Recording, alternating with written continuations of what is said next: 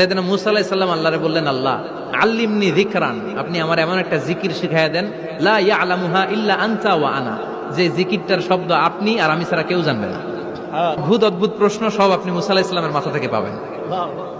Very curiosity ছিল ওনার, বিভিন্ন বিষয়ে আল্লাহরে প্রশ্ন করতেন। আল্লাহরে বললেন, আল্লাহ আল্লিমনি কালিমাতান আল্লিমনি যিকরান লা ইয়ালামুহা ইল্লা আনতা ওয়া আনা, ও আল্লাহ এমন একটা জিকির আমারে শিখান, দিনে রাতে সব সময় এই জিকির আমি করব, আপনারে ডাকবো, কিন্তু শর্ত হলো এই জিকিরটা জানবে শুধু আপনি আর জানবো শুধু আমি, কেউ জানবে। আল্লাহ বললেন, মুসা পড়ো লা ইলাহা